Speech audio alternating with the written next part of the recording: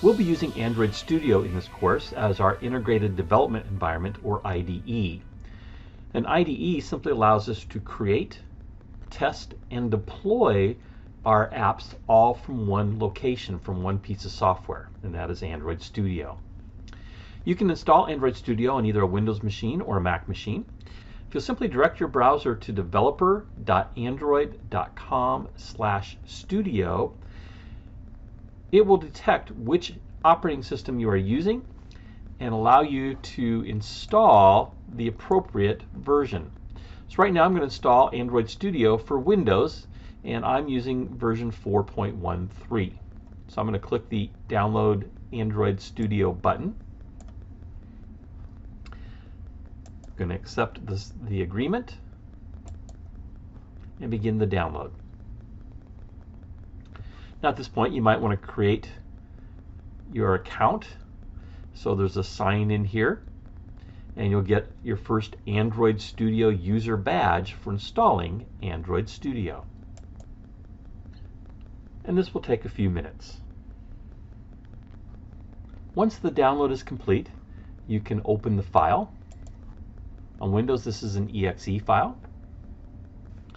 And I have an older version installed. They're going to ask me to uninstall that first.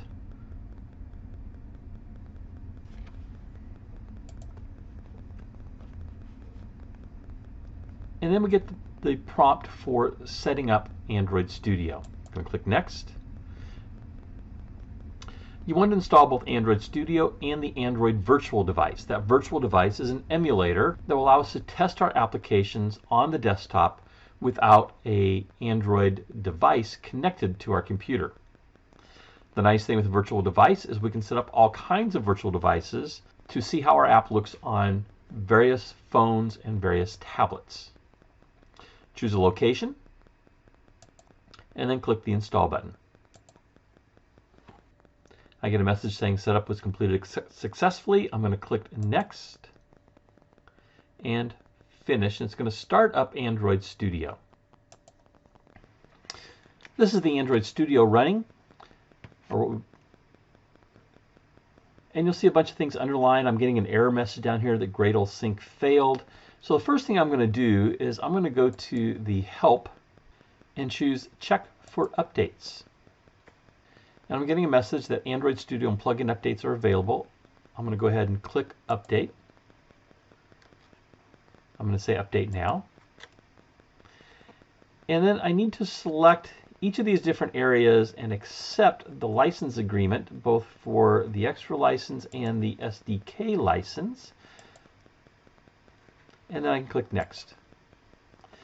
And it will install the various drivers and utilities that allow Android Studio to function well. And this will take several minutes. Next, we're asked about the emulator settings. So this is how much RAM is being set aside for the emulator. The recommendation is 2.0. If you have a lot of RAM in your computer, you may want to slide that over and increase it. It'll just run a little bit faster and allow you to have more things installed on that emulator.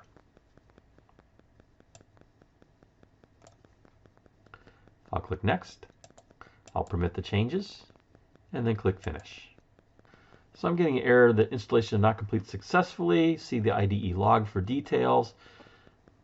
That may or may not be an issue. I'm just going to click Finish and see what we have. I'm getting another update notification here that a new version of Kotlin is available.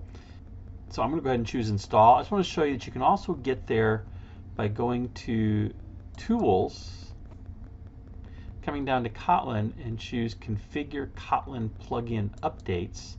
That will take you also to a window where you can update or install the more recent version of Kotlin. It's good to occasionally check and see if there's been updates and install those as there are opportunities. I'm just going to come back down and click Install in this message.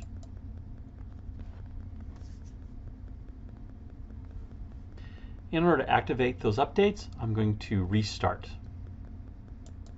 I've reopened Android Studio to be full screen, and the reason I did that is the emulators can be pretty large on the screen.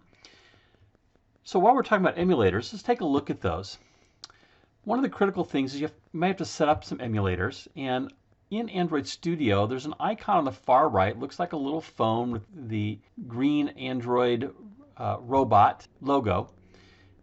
Here then is the Android virtual device window, and this is where you can create various emulators, and you'll see I have a bunch installed here, and most of these come from projects I've worked on in C# and Xamarin and Visual Studio, creating both Android and iOS apps, or maybe from the previous version of Android Studio. But you may need to set up some emulators or create some emulators. And you can do that here. There is a button down here in the bottom left of Create Virtual Device. So I'm going to create a virtual device. And I can choose the resolution and display or the various names of these devices. I want something that's 1920 by 1080. That's my phone that I have right now. So I come down, I see Pixel 2 is 1080 by 1920. It's 420 DPI. I'm going to use that one. So I'm going to say Next. And here we can choose which API we want to use, or which operating system of our device we want to use. Now I have Oreo already installed. These other ones that I have to download. So if you want to try something for the Pi operating system, you would need to first download that. And I recommend you download the more recent ones. I probably wouldn't use anything older than Oreo in this case, unless you have a much older phone that you want to be able to emulate for, or you have a particular target audience that might have older phones. I'm going to choose Oreo. And also there are two versions of Oreo. One is 26 API and one's 27, so it's 8.0 versus 8.1. I'm going to choose Next. And I can give my phone a name. I'm going to call this one CIS 165DA phone.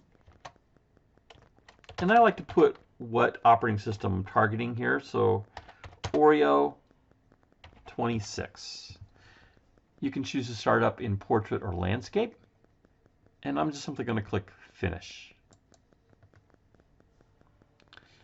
And I now have that device added into my list here. Now some of these I'd have to download. The devices are created on my system. I need to download them into Android Studio.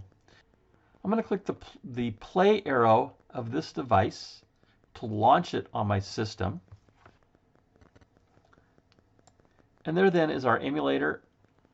In some cases you may need to turn it on, so you can power these on and off.